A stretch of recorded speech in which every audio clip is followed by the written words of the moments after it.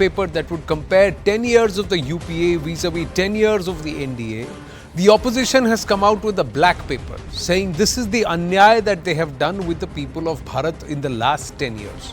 Some of the white paper documents and information that stands out, and ladies and gentlemen, it's important to understand these markers when it comes to affordable housing, when it comes to construction of toilets, affordable pension for the unorganized sector workers, minimum zero balance bank accounts, rural electrification, affordable medicines, optical fiber network and maternity benefit for the poor. The numbers are stark.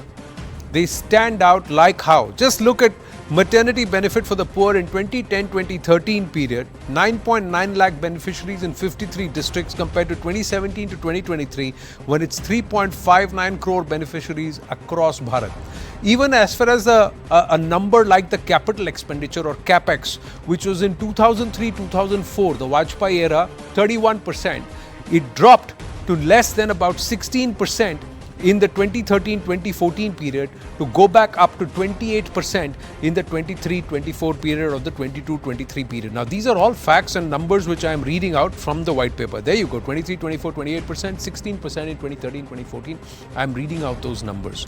Let's go across to Tehseen Poonawala, Surabhi Hodigere and Dr. Anand Ranganathan and understand from them between the white paper and the black paper. Because there are some facts and numbers in the black paper too, which are quite significant, and I'm sure Tehseen would want to highlight, which they've called as anyay, saying that they have done arthik anyay, where is rampant unemployment, economic blunders, distressed farmers, workers abandoned, Modani Raj, and then they've come to samajik nyay, saying SC, STs, OBCs betrayed, injustice against women, social disharmony. So who's window dressing and who is not? Because let's talk about the white paper and the black paper, Surabhi Hodigere. When you look at the opposition's black paper, they have talked about the fuel prices. Prices of essential commodities are at an all-time high. LPG was at 410 rupees per cylinder. In 2024, it is 903 rupees per cylinder, 120% jump. Petrol was 71 rupees a litre, it is 97 rupees a litre. Diesel was 55 rupees a litre, it is currently 90 rupees a litre, 64% jump. Mustard oil was 90 rupees per kilogram, then it is 143 rupees per kilogram, today 59%. Atta 22%, then 35 rupees per kilogram, right, 22 rupees per kilogram, then 35 rupees per kilogram, now 59% jump. 35 rupees per litre milk, now it is 60 rupees per litre, a 71% jump. Now what is the answer to this? Now, who's glossing over what? Surabhi Hodigere. Glossing over, Anand, it's quite surprising. Like, why did you stop at 2014? You should have gone before that, when the price of everything was a lot lesser. Why did you stop there? That was my first reaction when I saw this report. But I'd like to tell you something that also came to my mind about the pre-2014 era, Anand, which is that I was a young student in Delhi in 2013, and I remember two words being incredibly common. One of them was policy paralysis, and the second was banking crisis. And I think these two words sort of, for me, really signified and made it clear what the UPA era management of the economy was all about, which was that one, decisions were not being taken. There was a lack of proactive governance. And second, the banking crisis, the economy that the UPA inherited, and this is very well detailed in the white paper and has been spoken about elsewhere as well. The economy that the UPA inherited versus the economy that the NDA inherited, the Prime Minister Modi's government inherited, were vastly different. And a lot of that difference is also contributed to the fact that there was a huge non-performing asset crisis, banking crisis, because of phone banking that happened during the UPA period. And not just that, we had ministers who did not, who were not proactive in their governance, there was decision paralysis. Forget everything, forget the indicators or not. These things are susceptible to global changes in different things. We're all well read and educated to know that there are two wars happening currently. The fact that this regime has seen a pandemic like never before. And within all of these global uncertainties, if we have been able to maintain, and against the advice of many people who unfortunately I've had a lot of discussions with, who have said that there needs to be a huge liquidity of, during the pandemic, against the advice of people who call themselves global economists, the economy was held strong. Versus what you see in this white paper today, which is that especially between 2009 and 2013, Tehseen and Anand sir would remember.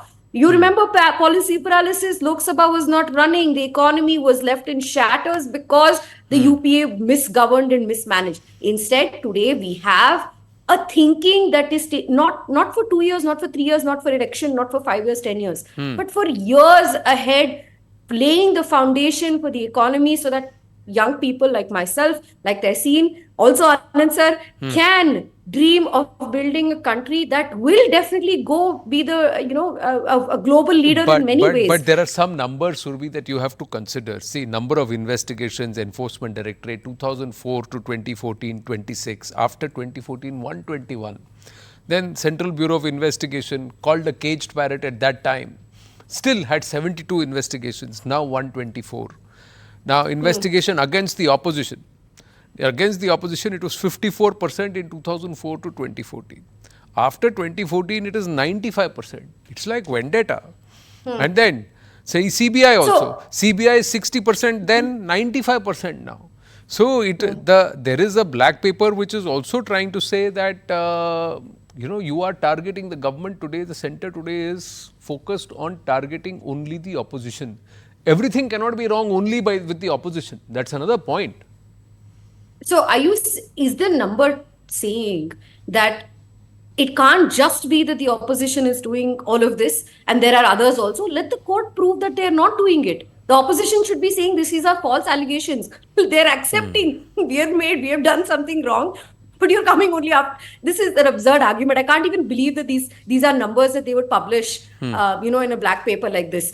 It can also possibly mean a lot of things. As anybody who can look into this can draw multiple conclusions from the fact that the corruption is basically being done by the opposition because the Prime Minister's popularity is carrying the BJP through something. These sort of conclusions are also very much possible. I mean, you're accepting the fact that you're corrupt. You are saying it out loud. That is what this number shows to me. No, this number also shows that those who are against the opposition or against the government are being targeted. Those who are with the government are not. There is due process. Another way of due process. There is due process. This country is not devoid of due process. There is courts. There are police. There are ways in which you can hold people who you think are not who are corrupt or so forth. Let the due process take place. If it is true that 95% of the people who have been accused have been falsely accused, then it is vendetta. Right. Okay. Tehseen Poonawalla, how do you want to respond? Dr. Ranganathan after that. The scientist today will speak last. Ji. The scientist will make the scientific analysis. But look, let me just come on some big numbers, which are the bigger numbers that should worry all of us as Indians, irrespective of which side of the divide we are. Right. And these are realities, which the government has not got into the white paper. The labour participation in manufacturing is at its lowest in 45 years. It's at its lowest in 45 years. The labour participation in agriculture is at its highest in 40 years. This shows you that manufacturing is reducing.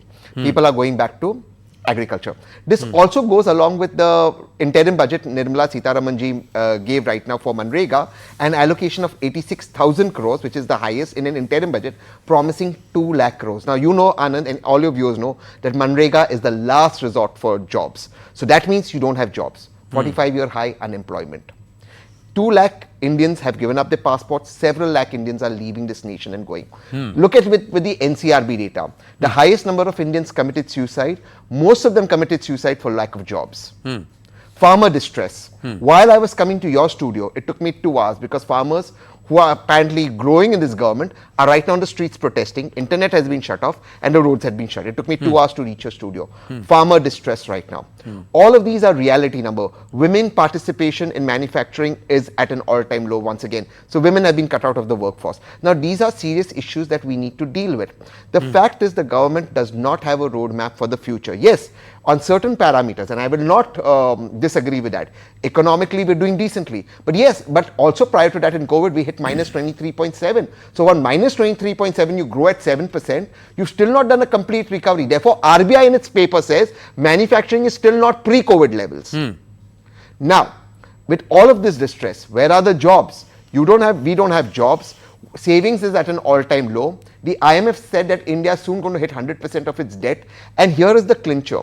The numbers that the government has put out, what the opposition repeatedly asked the government in parliament, Manish Tiwari asked in writing and the government refuses to answer, even to anchors like you, is what is the consolidated debt of the Union of India, the centre, states and PSUs? They don't give that number to the citizens. So we don't even know what our debt is. Our debt has doubled, tripled, quadrupled. We don't know those numbers. The government refuses to put out the number.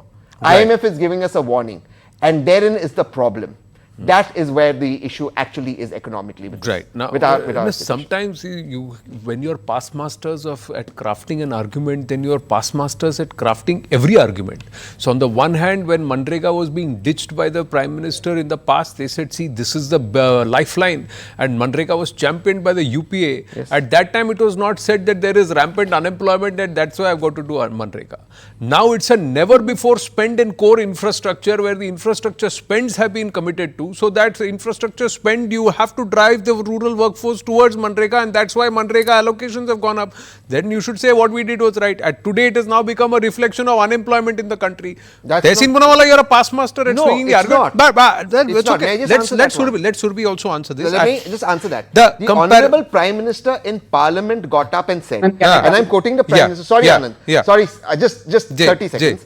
The Honorable Prime Minister in Parliament, I'm quoting him verbatim, said, मैं मनरेगा को मरने नहीं दूंगा, ये आपकी असफलता का सबूत रहेगा. Manrega is of no use. Today, the Prime Minister is forced to grow allocations, not for infrastructure spend. The infrastructure spend is separate because there is no jobs and people asking for jobs in Manrega. If somebody has to, why has your demand for labor in agriculture gone up? Somebody has to do the labor when the roads are being built. For agriculture. So, sir, the cost. Sir, please, let's not try and get into these kind of inane debates and get into the minutiae when you understand the larger concept. I'm saying either you say Manrega is good and the government has accepted it finally, or you say Manrega is a reflection of unemployment. So we were also putting large monies in Manrega because huge number of unemployment then, and there is huge number of unemployment. You can't make both the arguments at the same. You can make both the arguments because Manrega was a job guarantee. Now, another number, comparison of transfers to state across two regimes, especially around this centre versus south that they're trying to fuel right now. This is all a fight for those 100 seats where the BJP had less than 10. Now they want to make sure that the BJP doesn't get any there in those 100 seats. But let's try and look at this. 3.8 times more resources to states through tax, devolution and FC grants. Secondly, extra resources of the magnitude of 1 percentage point of the GDP to states through tax devolution and FC grants. In 2004-2005 to 2013-2014, it was 22.1%. The amount in rupees lakh crore, 22.1 rupees lakh crore rupees. That was the amount. In 2014-2015 to the 2023-24 period, as per the Finance Commission and budget documents, it is 84.3 lakh crore rupees. So the states can't say money has not gone back to them. Actually, more than 4 times or nearly 4 times the money has gone back. FC resources, that's the fixed grants, the FC grants resources, as percentage of GDP, it was 3.36% of the GDP 2004-5 to 13-14. 14-15 to 23-24, it is 4.24% of the GDP. So under this government, it's only gone up, it's not gone down. This is the Finance Commission and the budget document. I'm not calling this number. Sir, okay. My point is, I am seeing the graphic like this. Tehseen Poonawalla is seeing it like this. No, so that's why the whole scenario changes. We are not getting the 42%. That's what's happening. But dude, either you accept it or you don't. I don't accept it. So don't accept. But this is a Finance Commission number. It's not a number. 42%. It's not a number that I have pulled out of my hat. Of course, I respect that. But that's a false number. Again, affordable housing rural, 2003 to 2014, 2.1 crore houses. Period 2016-2024, again 2.6 crore houses. So this is the outcome that's been recorded. Again, 1.8 crore toilets constructed 11 to 14, 14 to 24, 11.5 crore household toilets have been concluded.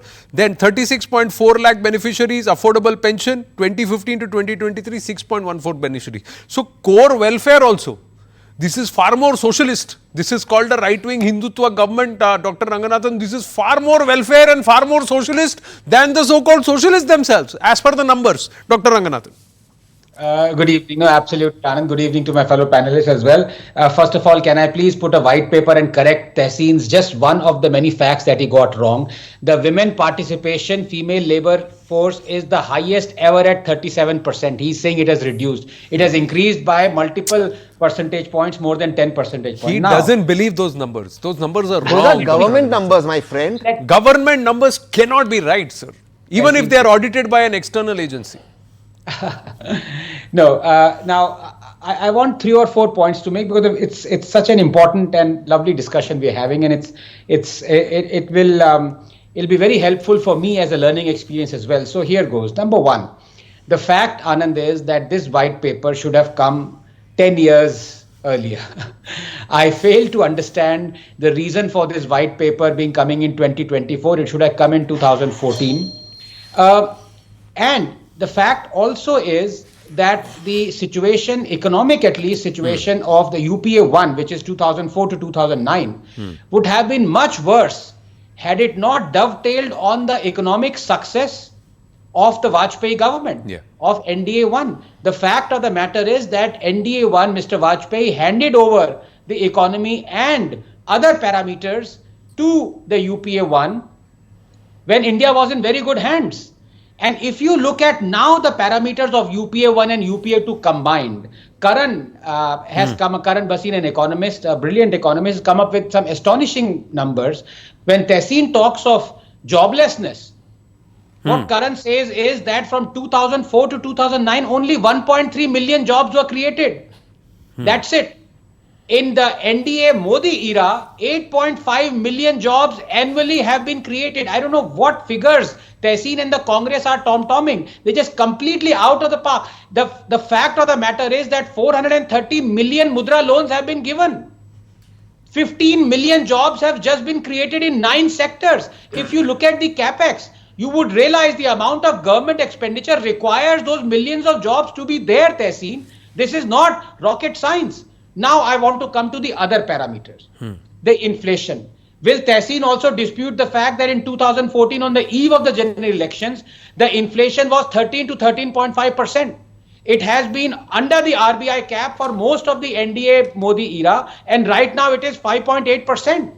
So Mehngai as an issue, it is utmost rarity that is not an issue in an Indian election. It was in 2014. I challenge Tehseen to dispute that. Now, the other fact that Surabhi also mentioned about the state of the economy, I don't want to go in there because the fact of the matter is the people saw through it. The NPAs, the loans that were given, the crony capitalism that was rife, and they booted UPA out. So it is not a question of us now saying that, look, do you remember those figures? Of course we remember those figures. That is the reason why Modi was, voted in and UPA was voted out. The other situation is when you talk of development, Anand, I'll just take 30 seconds. Is it not true that 120 million new toilets have been made? And if they have been made, that means there were 120 million fewer toilets. There were 111 million fewer tap connections. 260 million new health insurance cards have been given. 430 million mudra loans. 40 million houses have been made. On every development parameter, this government has fared better than the previous UPA government, but that is a fact. People know this. There's no point disputing it. Finally, and this is very important, I want to come on scams, and please give me 30 seconds, even 35 seconds. Everyone knew the reason for UPA being voted out was those Colgate, was the 2G scam, was the Commonwealth scam. All very well. And I congratulate the people who actually saw through those scams. But the point of the matter is, rather than having a white paper illustrating those scams, I now demand from Surabhi, a good friend, and other BJP people, a white paper on the action taken on those scams.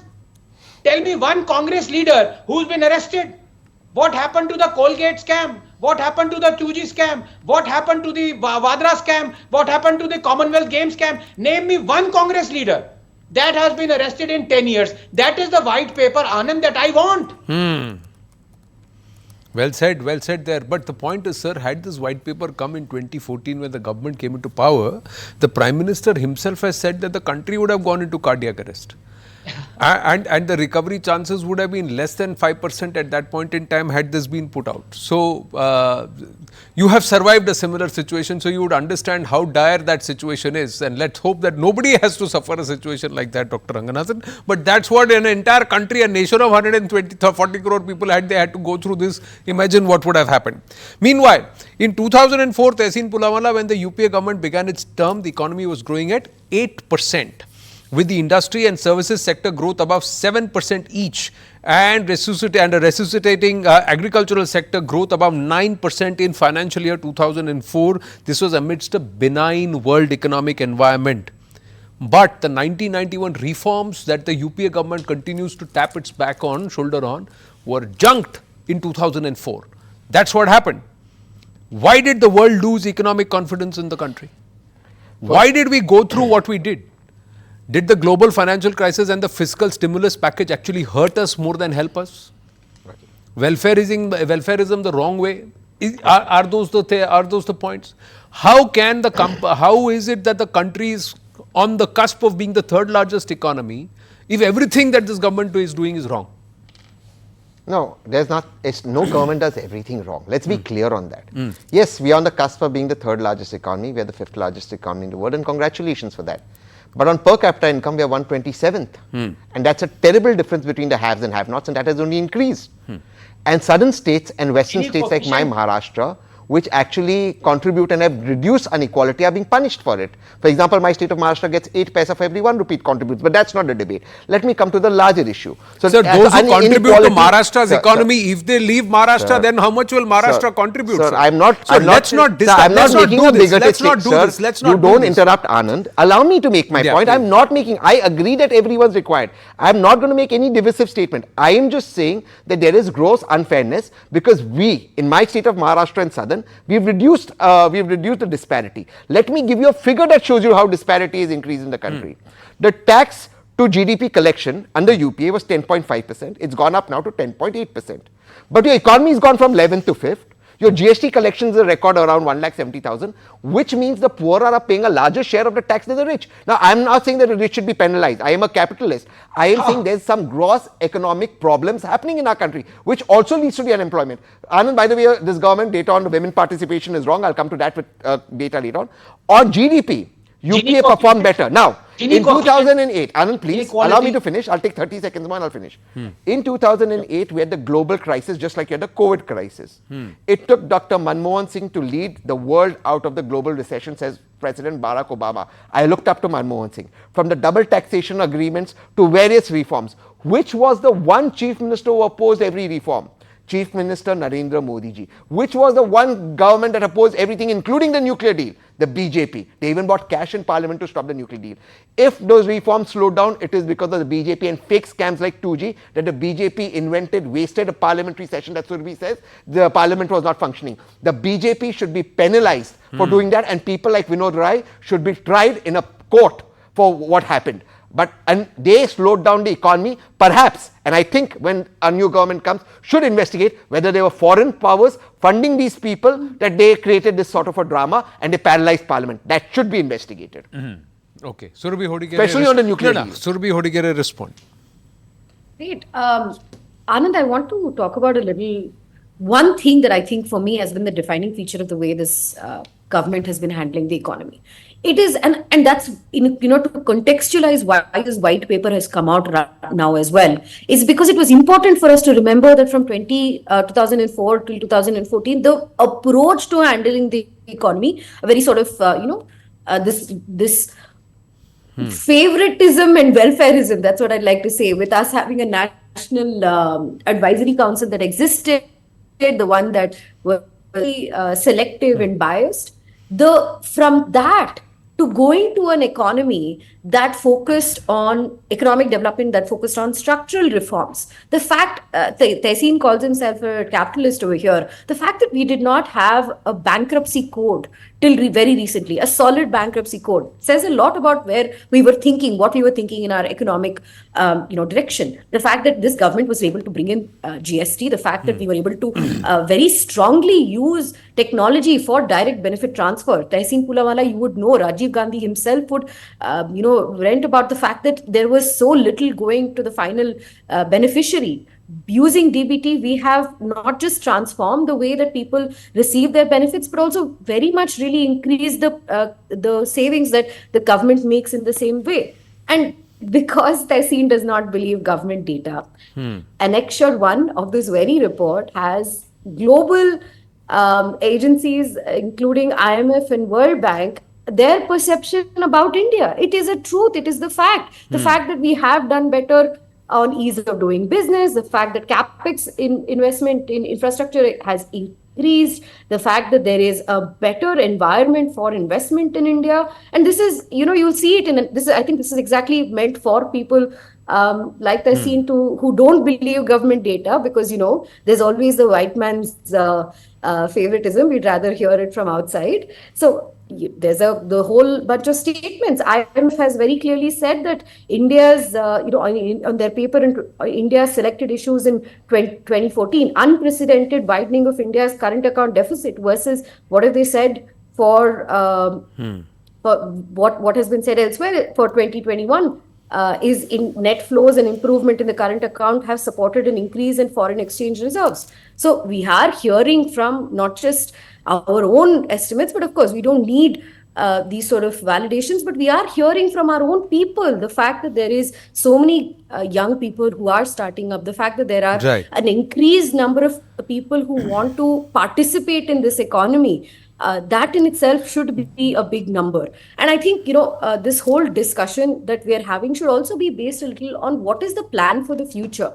This economy management style that the Modi government has brought in, which is very grounded, which is looking at structural reforms, is also looking at investments in renewable, making sure that there is energy sufficiency happening within our country, making sure that we are prepped for the artificial intelligence era. This is the mindset the Modi government is going into its economic management, not from the perspective of, which is the easiest way to well, I'm just looking at some numbers at this point. Average headline inflation, sab kuch mehenga ho gaya. The black paper said everything is gone. Now, this is Anand Ranganathan is showing something. Yes, sir, what are you showing, Yes. Dr. Ranganathan?